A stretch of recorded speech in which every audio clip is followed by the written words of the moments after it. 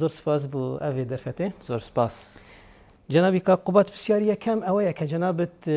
خاوەنی زۆرترین دەنگی لە هەڵبژاردننی ئەو دوایە سەرۆکی لیستی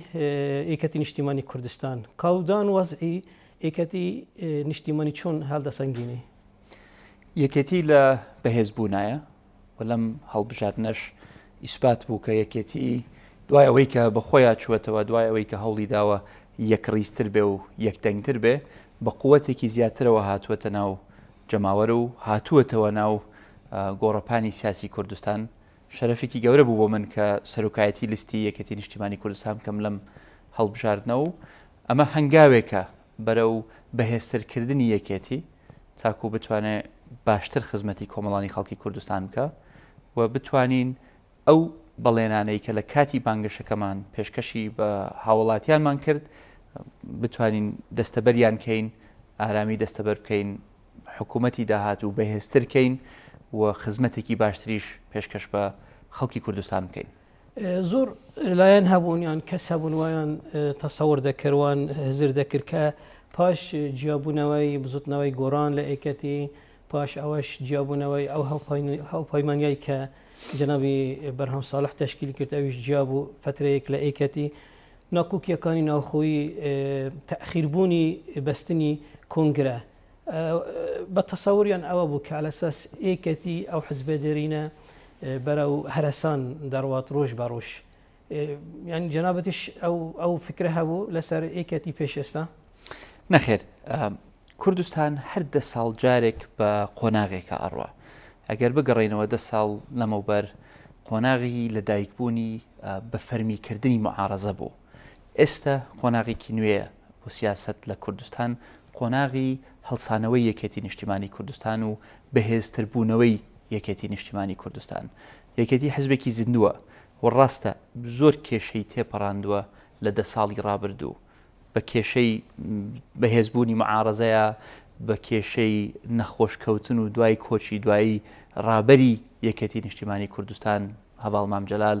ئەمانە هەموو کێشەی گەورە بوون کە کاریگەریان هەبوو لەسەر جەماوەری یەکێتی و پێگەی یەکێتی و کاریگەری یەکێتی لەسەر گۆڕەپانی سیاسی کوردستان و عێراقیش. بەڵام ئێستا یەکێتی توانیوێتی خۆی بگرێتەوە، خۆی کۆکاتەوە، یەکدەنگتر بێ لە جاران، یەک ڕەنگتر بێ لە جاران. بۆیە پێم وایە یەکێتی وەکو حزبێکی زیندوو توانیوێتی دان بە هەڵەکانی ڕابردووی خۆی بنێ، ئەوەی پێویست بۆ ئاشتی بکاتەوە ئاشتی کردوێتەوە و ئێستا ماوەتەوە چۆن بتوانێ براگەورەیەکی عادل بێ لە ناو سیاسەتی کوردستان، بەردەوام بێ لە سیاسەتی باش بۆ خەڵکی کوردستان، بەڵام کاریگەری خۆشی هەبێ لەسەر سیاسەتی عێراق و ڕاستکردنەوەی دۆخی سیاسی و ئابووری کوردستان و هی عێراقیش. گەڕانەوەی ئێکەتی بۆ هێزی دووەم جارێکی تر لەو هەڵبژاردنەوە دیارە تا ئێستا و زیادکردنی کورسیەکانی لە پەرلەمانی کوردستان ئەوە دەگەینێت کە بتوانین بڵێن ئێکەتی توانی قورسترین دۆخی خۆی دۆخی ئاڵۆزی ناوخۆی تێپارێنێت بەرەو قۆناغێکی تر؟ ئێمە وەکو یەکێتی قۆناغی زۆر سەختمان تێپەڕاندووە، وەکو پێشتری شامەژەم پێدا کێشەی نێوخۆی خۆمان هەبووە، کێشەی جابوونەوەی لایەنەکان بووە، وەکو هەر جەنابەت ئاماژەشت پێدا کێشە هەرە گەورەکەشمان ڕابەرەکەمان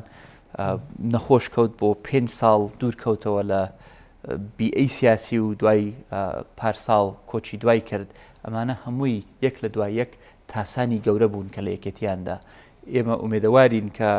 ئەو قۆناغە ناخۆشانەمان تێپەڕاندووە، کێشە ماوە، ئەبێ چارەسەریکەین، بەڵام ئەمڕۆ ئەبینی دەموچاوی نوێ هاتوونەتە پێشەوە لە ناو حزب، خوێنی تازە هاتوونەتەوە پێشەوە لە ناو حزب و کاریگەریان هەیە لەسەر سیاسەتی یەکێتی چ لە کوردستان و چ لەسەر ئاستی عێراقیشا، کە ئەمە هەموو ئاماژەی دڵخۆشکەرن کە ئیتیجای یەکێتی بەرەو بەرزتربوونە ئەڕوا و بەرەو بەهێزبوونە ئەڕوا و پێم وایە ئەمەش تەندروستە بۆ کوردستان و بۆ عێراقیش. ئەوە دەگەینێتن کە بڵێن پاش ئەو هەڵسەنگاندنەی ئەرینی جەنابەت بۆ دۆخی ئێکەتی ئێستا کە ئێکەتی نزیک بووە لە بەستنی کۆنگرەی ئەو کۆنگرێکە زۆر جار لەبەر زۆر ئەگەر تەعجیل دەبوو، یەکێتی ئەبێ کۆنگرە ببەستێ و ئەشی بەستێ. ئێمە دوو قۆناغی قورسمان تێپەڕاند کە هەم هەڵبژاردننی مانگی 5 بوو کە دەرەنجامێکی باشمان دەستەبەر کرد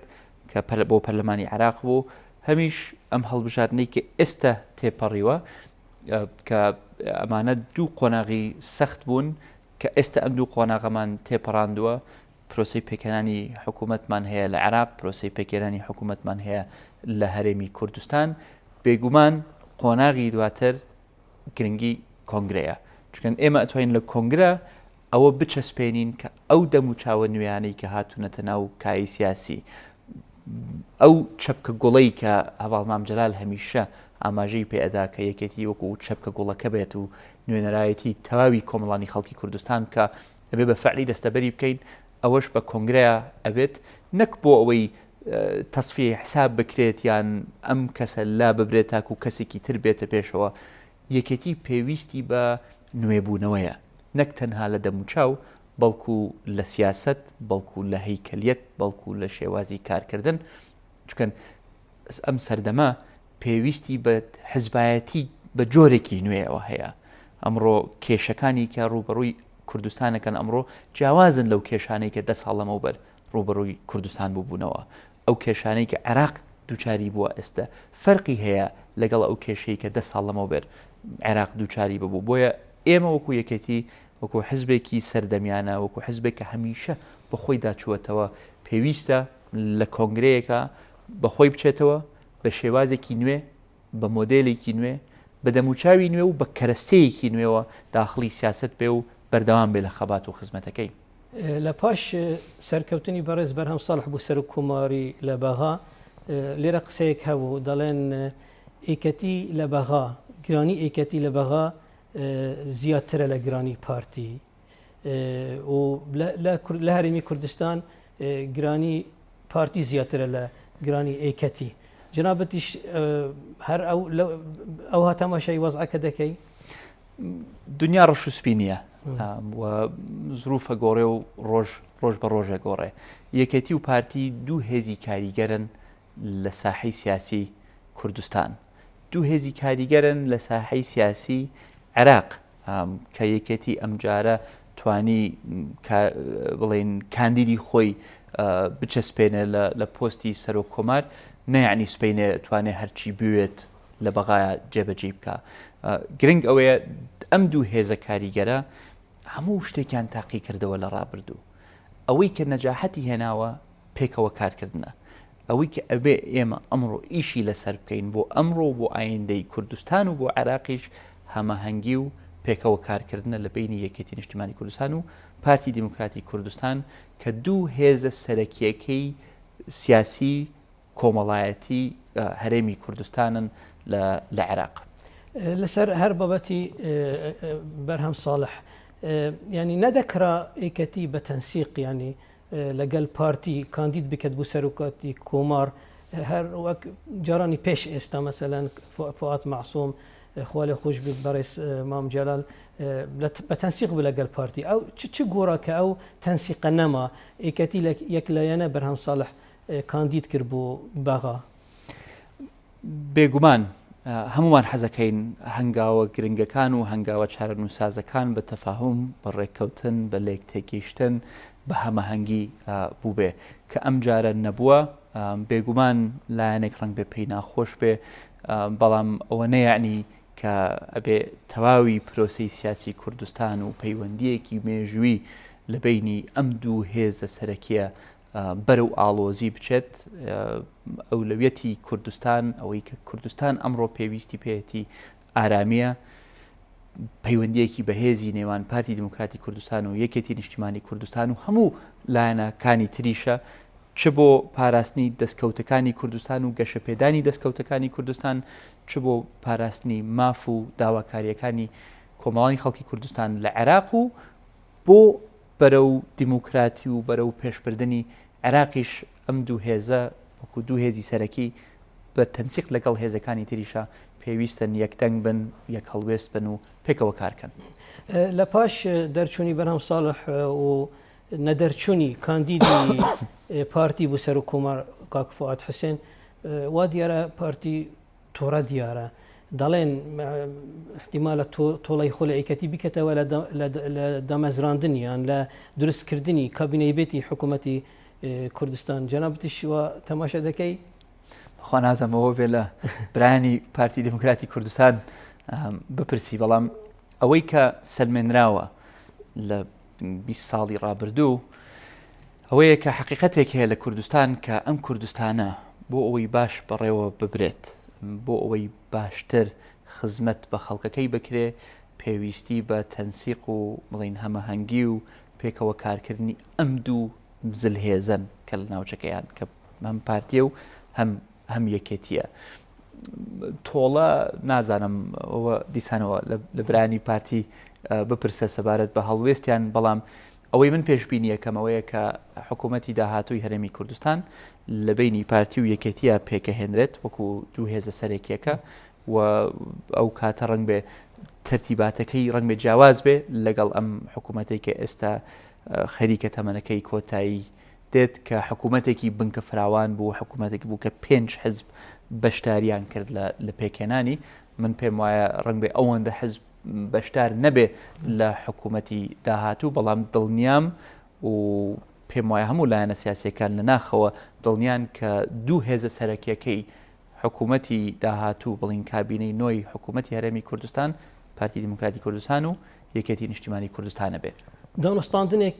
ڕەنگێک لە ڕەنگەکان دەست پێکردیان نێوان پارتی و ئێکەتی لە سەردە مەزراندنی ئەو حکوومەتە هەرچەندە هێش زووە لەبەرەوە ئەنجامەکان تا ئێستا نەڕاگەیەنران ڕسمیان، بەڵام ینی بڵێم نیمچە دانستاندنێک هەبیت نێوان پارتی و ئێکەتی لە سەردە مەزراندنی کابینەی بێتی حکوومەت حتا ئەگەر ڕسمیش نەبێتن. بەخۆ یەکێتی و پارتی پەیوەندیەکەیان ئەوەندە کۆنە هەر لە دوورەوە لە یەکتری تێگەین، بۆیە پێم وایە ئەو پرۆسەیە من بە پرۆسێکی زۆر ئاڵۆزی نابینم. قسە هەیە، گفتوگۆ هەیە، پەیوەندیەکان بەردەوام بوونە، سەرڕای ئاڵۆزی و ئەگەر گرژیەک کەوت بێتە ناو پەیوەندیەکانەوە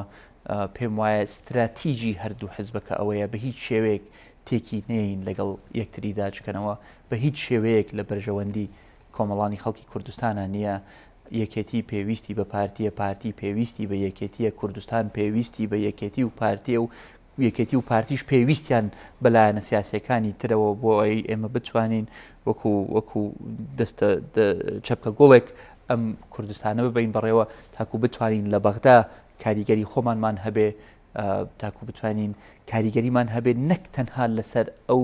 حەقانەی کە بڵین هی کوردستانن بە پێی دەستوری عێراق، بەڵکو بۆ ئەوەی کە ئێمە بتوانین دەستوری عێراق جێبەجێ بکرێ لە بەرژەوەندی تەواوی گەلانی عێراق. ئێمە لەم ئەخیرەدا سەید موقتەدا تویتێکی بڵاو کردەوە کە وەکووتی پێشوازی لە کوردانەکە تاکو بەشێکی کاریگەر بن لە عێراقا و هیوای خواست کە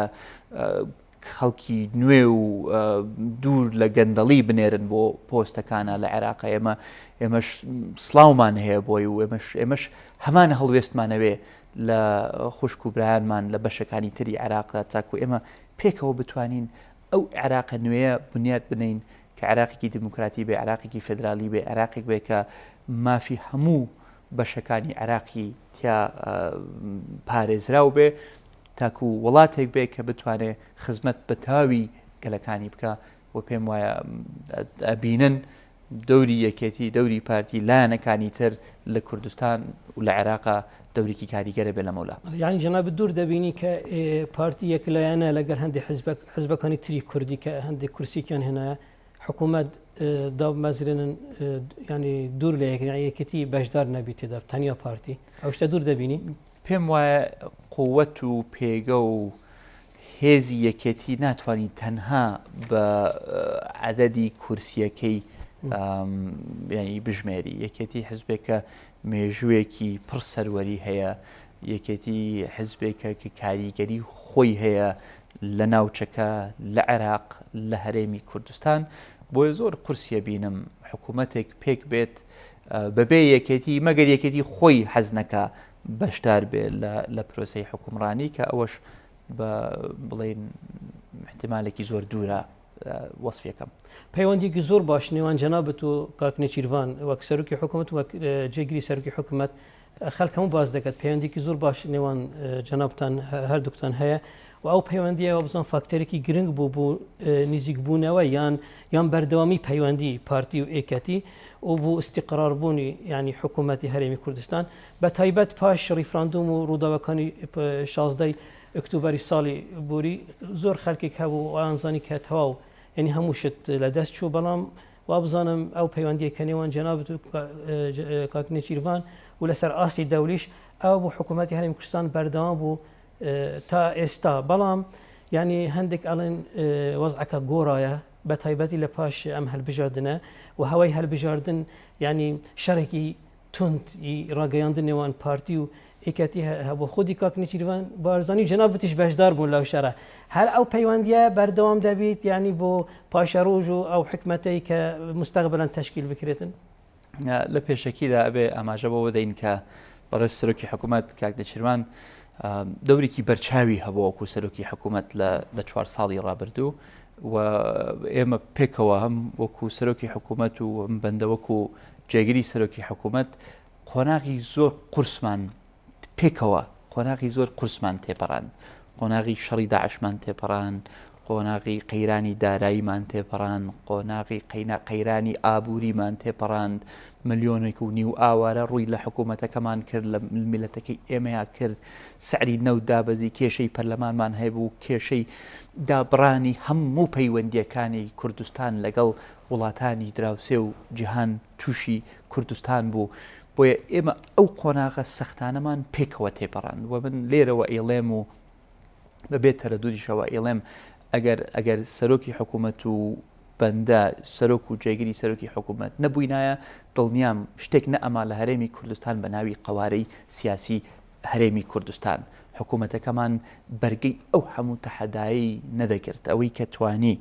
ئەم حکوومەتە یەک بهێڵێتەوە ئەوەی کە توانی ئەم قەوارەی سیاسی هەرێمی کوردستان یەک بهێڵێتەوە ئەو تەنسیق و ئەو هەمەهەنگیە هەبووە کە هەبوو لە بینی سەرۆکی حکوومەت و جێگرەکەی کە بەندەیە و پێم وایە ئەو قۆناغەش بێگومان قۆناغێکی سەخت بوو فشارمان لەسەرا بوو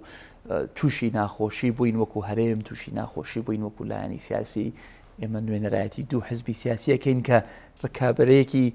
مێژویان هەبووە بەیەکەوە بەڵام ئێمە هەرگیز نەمان هێشتووە کێشە سیاسیەکان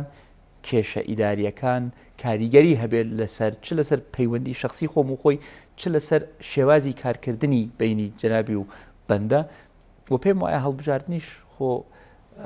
شتێکی ئاساییە ڕکابەریە دوو حزبی جیاوازین دوو بۆ چوونی جیاوازمان هەبێ هەریەکە بە دوای بەهێزترکردنی حزبەکانی خۆمانە کارەکەین خەباتەکەین باوەڕ ناکەم تەسیری هەبوو بێت لەسەر پەیوەندیەکانمان و پێم وایە زۆر شتیش ماوەکە ئەبێ وەکو شخص چ وەکو دوو کەسایەتی کە پێم وایە بە شێوەیەک لە شێوەکان لە ناو پرۆسەی سیاسی کوردستاندا ئەمێنینەوە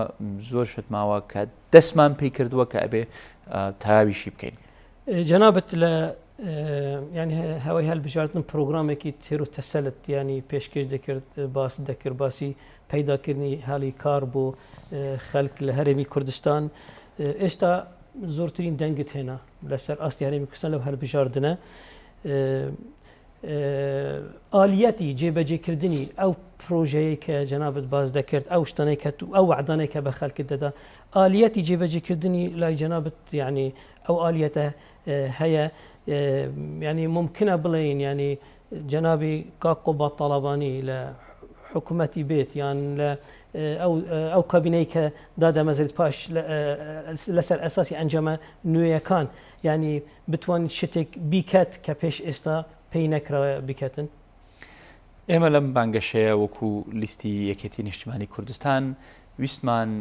بانگەشەیە بکەین کە جیاواز بێ لە بانگەشەکانی ڕابردوو و لە بانگەشەکانی لایەنەکانی تر ئێمە نەهاتین وعدی زۆر بریقەدار بین و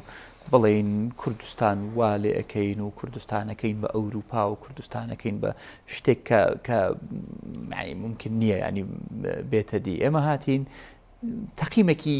داواکاریەکانی خەڵکی کوردستانمان کرد خەڵک سێ داواکاری هەبوو لەلایەنە سیاسیەکان خەڵک بێزار بووە لەو گرژی و ئاڵۆزیە سیاسی کە بۆ 10 ساڵ زیاترە کوردستان تووشی بووە ئەو ململانە سیاسیەکانی کە هەبوونە لە بینی لایەنە سیاسیەکان کە کاریگەری سلبیان هەبووە لەسەر کوردستان و کوردستانیان پێش نەخستووە بەڵکو کوردستانیان تا ڕادەیەک دواخست لە پێشکەوتن بۆیە ئێمە ئارامیمان هەڵبژارد وەکو شعاری سەرەکیمان لەبەرەوەی کە ئێمە ئەگەر کوردستانێکی ئاراممان نەبێ ئەگەر کوردستان هەمیشە لە ئاڵۆزیدا بێ ئەگەر بهێڵین لایەنە سیاسیەکان و ململانەیە هەندێک جار شخصیەکانیان تەسیریان هەبێت لەسەر ژیانی 5 ملیۆن کەس ئەمە کارەساتە بۆ ئێمە پێویستە زۆر گەورەتر بین لەم سراعانە پێویستە ئامانجی سەرەکیمان دەستەبەرکردنی ئارامی بێ بۆ خەڵکی کوردستان لە پاڵ ئارامیدا ئێمە ئەبێ هەلیکار زیادکەین وازەحە ئێمە گەنجێکی زۆرمان هەیە ڕۆژ لە دوای ڕۆژ تەخەڕۆجەکەن لە زانکۆکانە و پێشتر وەکو حکوومەت ئێمە بە لێشا و خەڵکمان تەعینە کرد ئێستا حکوومەتەکەمان گەیشتوێتە حەجمێک کە ناتوانین وەکو جاران بەردەوام بین لە دامەزراندن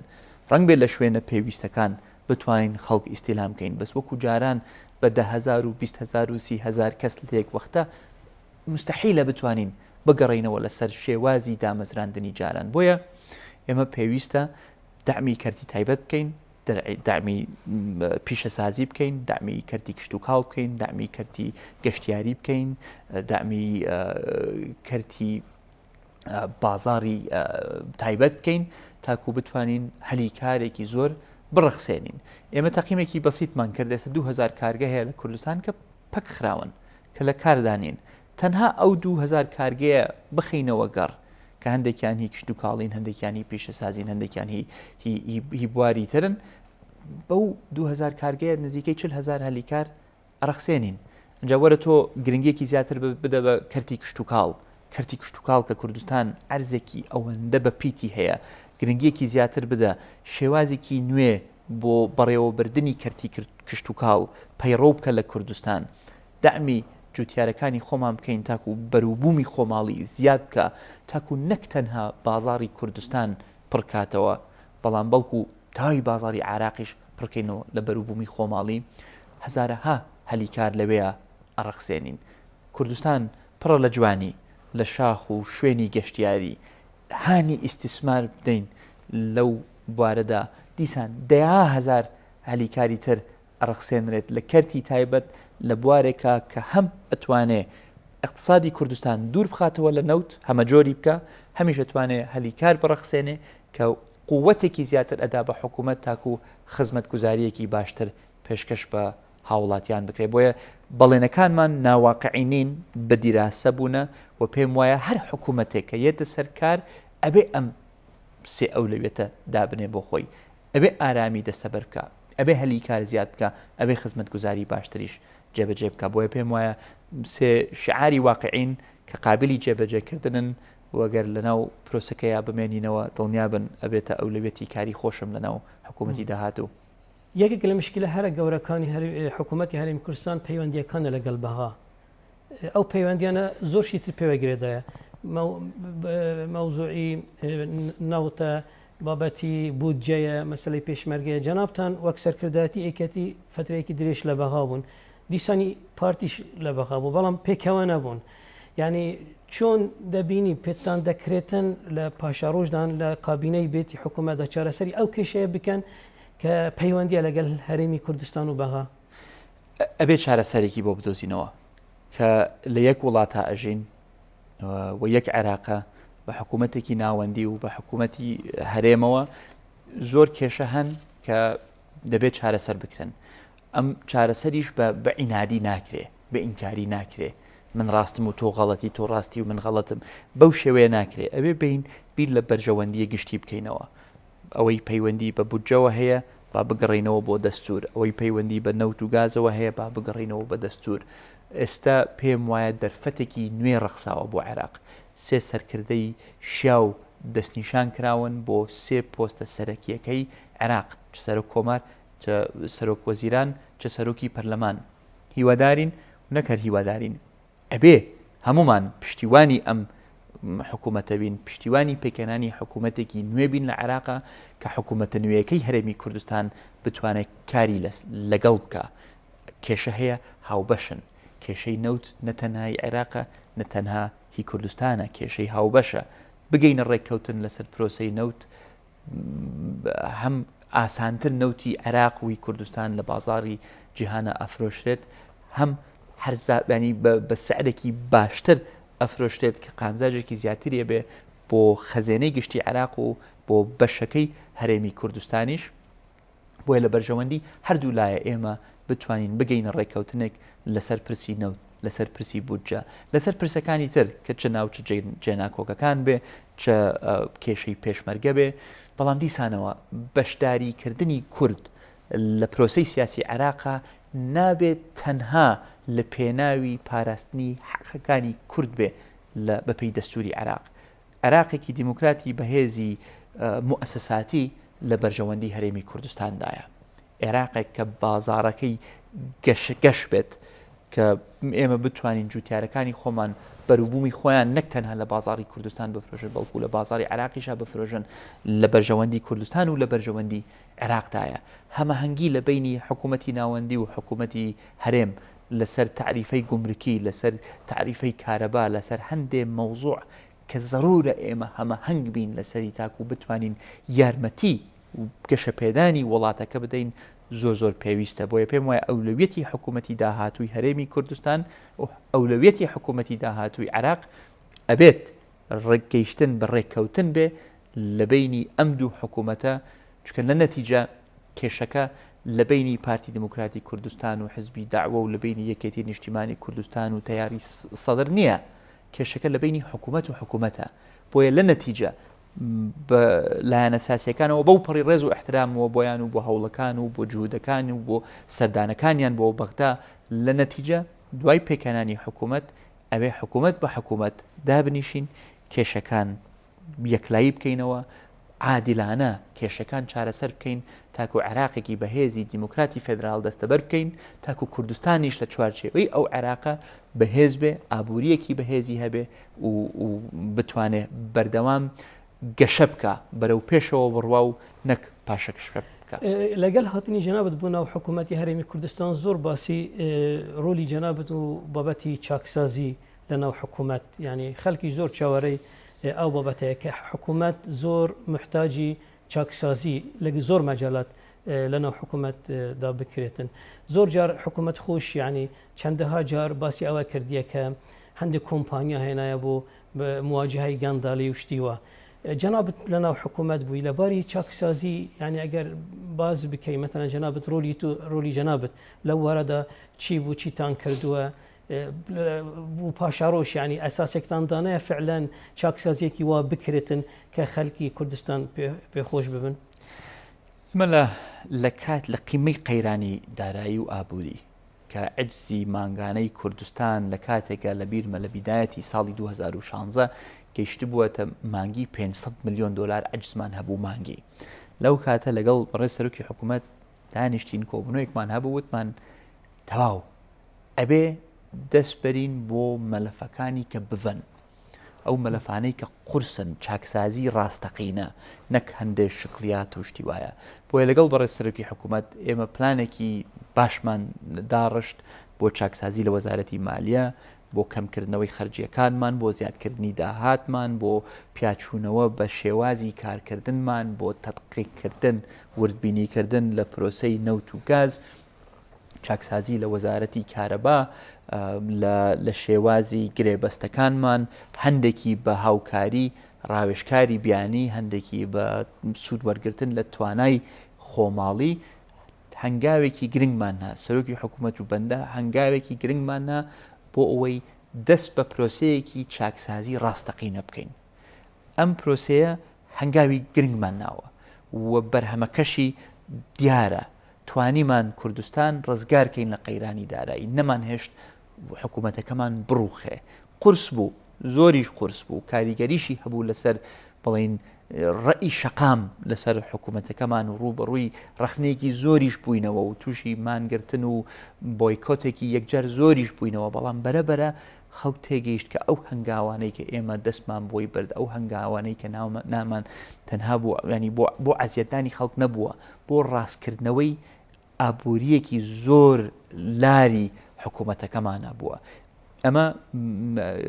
ناتوانم بڵێم وەڵاوە من بووم یان فلان کەس بوو یان فلان کەس بوو. دوو کەس قیادەی ئەم پرۆسیان کردووە، سەرۆکی حکوومەت و جێگیری سەرۆکی حکوومەت بە هاوکاری وەزیرە بەڕێزەکانمان کە لە کاتێکی زۆر سەختە ینی ئەم لاو ئەولای تیانە بوو یان چاکسازیەکەین یان حکوومەتەکەمان لە ناوەچێ. من ئێستا هیوادارم کە دۆخەکە تۆزێ باشتر بووە بەردەوام بین لەسەر ئەم ڕۆحەتە. هەرکێک لە ناو حکوومەتی داهاتوو بێ ئەم سەرۆکەی کە ئێستا سەرۆکە و چ ئەم جێگەری کە ئێستا جێگرە یان دوو بەڕێزێکی تر هەر کەسێک کە بێتە ناو حکوومەتەکە بناغێک دانراوە، نەخشە ڕێگایەک داڕێژراوە، هەنگاوی گرنگ نراوە بۆ جێبەجێکردنی چاکسازیەکان. ئەمە هەر شتێکی نەزەری نییە، بە فعلیە. بندیوارمان نەهێشتووە، سیستمی بایۆمەتریمان 1,200,000 کەسمان تۆمار کردووە لە سیستمێکی بایۆمەتری بۆ نەهێشتنی دوو موچە و سێ موچەی نایاسایی. زۆر هەنگاوی تریشمان ناوە بۆ باشترکردنی شێوازی گەیاندنی خزمەت گوزاریەکان بە هاوڵاتیان. بۆیە شتێکمان دەست پێ کردووە، ئەم کابینەیە دەستی پێ کردووە لە قورسترین وەختا ئێمە دەستمان بردووە بۆ ئەم چاکسازیانە. زۆر زەرورە لە کابینەی داهاتوو بەردەوام بین، سار نەبینەوە لە چاکسازیەکان سعری نەوت زیاد بووە، تەمەڵ نەبینەوە وەکو جاری جاران، بەعکسەوە بە گوڕوتینێکی نوێوە بە ئارامی فکرەوە بتوانین بۆ 4 ساڵی داهاتوو کوردستان حکوومەتی کوردستان بکەین بە حکوومەتێکی نمونەیی لە شەفافی، لە کاریگەری، لە شێوازی کارکردن و لە بەرهەمیەوە. پاشەکەوتی موچەی خەڵک تەمان کە نەمێنتن؟ بەڵێ ئەوە بەڵێنێکی ئێمە بوو لە یەکەم ڕۆژی ڕاگەیاندنی بڕیاری پاشەکەوت کە بڕیارێک بوو کە لە ناچاری درا کە لەبەر ئەو عجزە گەورەی کە هەمان بوو ئەبوایە بەشێک لە موچەخۆری هەرێمی کوردستان پاشەکەوت بکەین کە ئێستا دۆخەکە بەرەو باشتر ئەڕوا و بەرەو باشتر ئەیبین. دڵنیام کە ئێمە ئەتوانین ئەو سیستەمە نەهێڵین و ئالێتێک بدۆزینەوە بۆ گەڕانەوەی ئەو بڕەپارەی کە پاشەکەوت کراوە لە موچەخۆرانی هەرێمی کوردستان. حکوومەتێکی زۆر گەورەمان هەیە، ینی هەر بۆ بەرچاوڕوونیتان ڕەنگە هەموو بینەرەکەتان نەزانێت ئێمە حکوومەتێکمان هەیە 720,000 موظفمان هەیە، 1,200,000 کەس تۆمار کراون لە سیستمی بایۆمەتری کە هەندێکیان موظفن، هەندێکیان منحەی شەهیدان وەرەگرن، هەندێکیان منحەی بیمەی کۆمەڵایەتی وەرەگرن. بۆیە زۆر جۆر هاوکاری و منحە و موچە هەیە. هی زیندانی سیاسیە، تر پێشمەرگەی دێرینە، کەمەندامی سەنگەرە، زۆر باب هەیە کە سەرفەکرێت لەلایەن حکوومەتەوە. پێشتر نەمانەزانی ئەمانە کێن، هەر ئەمانزانی پارەیەکی زۆرمان سەرفە کرد. بەڵام بە جێبەجێکردنی سیستمی بایۆمەتریەکەمان ئێستا حکوومەت خاوەنی داتایەکی ورد و دروستە تاکو بتوانێت لەمەولا لەسەر ئەساسی معلومات بڕیاری خۆی بدا، چ بۆ گەڕانەوەی نەهێشتنی پاشەکەوت، چ بۆ گەڕانەوەی بڕی پاشەکەوت کراو کە پێم وایە ئەبێ ئەولەوێتی حکوومەتەکەمان بێ باشترکردنی دۆخی ئابووری و دارایی هەرێمی کوردستان و توانای حکوومەتەکەمان بۆ جێبەجێکردنی بڕیارەکانی یارمەتی دەرەبێ بۆ جێبەجێکردنی بەڵێنەکانی خۆمان کە نەهێشتنی پاشەکەوتە و گەڕانەوەی بڕی پاشەکەوت کراوە بۆ مۆزەف و موچەخۆرەکان. دوای پرسیار کە هاتیانە حکوومەت باسییان دەکرد کا قوبات تەڵەبانی سەرۆک وەزیرانی پاشەڕۆژە، ینی بۆ سەرۆک وەزیران، ینی چەند کابینەیەکی تر کەی دەبیە سەرۆک وەزیران ئەو پرسیار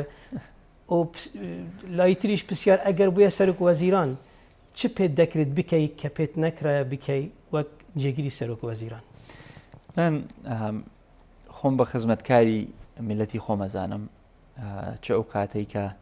لە ئەمریکا بووم نوێنرایەتی حکوومەتمە کرد، چه ئەو کاتەی کە هاتمەوە و دائرەی تەنسیق و متابعەم دامەزراند لە ئەنجومەنی وەزیران، چه ئەم 4 ساڵەی کە 4 ساڵێکی سەخت بووە لە هەرێمی کوردستان وەکو جێگیری سەرۆکی حکوومەت. لە هیچ کام لەو هەوانە پەشیمان نیم، شانازی بەوە ئەەکەم کە ئەو شەرەفەم پێسپێراوە کە بتوانم لەم شوێنانە خزمەت بە کۆمەڵانی خەڵکی کوردستان بکەم. ئێستا لە پرۆسەی هەڵبژاردن تێپەڕێوین، نازانین دوا ڕۆژ بەرەو کوێ ئەمان بە بەڵام یەکشت ڕوونە بۆ من ئەویش ئەوەیە لە هەر کوێیەک بم لە هەر پۆستێک بم لە هەر پلەیەک بم خزمەتکاری ئەم میلەتە ئەبم زۆر هینم نییە یعنی طموحم نییە بۆ پۆست و ئیلا ئەبێ ئەم پۆستەم هەبێ بۆ ئەو پۆستەم هەبێ پۆست بەقەدەر نیەتی خۆت بۆ خزمەتکردن مهم نییە تۆ توانی پۆستێکی زۆر مهمیشت نەبێ بەڵام خزمەتی باشی خەڵک بکەی ئەوە ئەولەویەتی منە وا ڕاهێنراوم بۆ پێم وایە ئایندە بەدەست خۆم نییە لە هەر کوێیەک بم بە هەمان ڕۆحیەت و دڵسۆزی بۆ خاک و نیشتیمانەکەم خەباتەکەم زۆر سپاس بەرز قوبات تەڵەبانی باو دەرفەتە سپاس کاکە ئەحمەد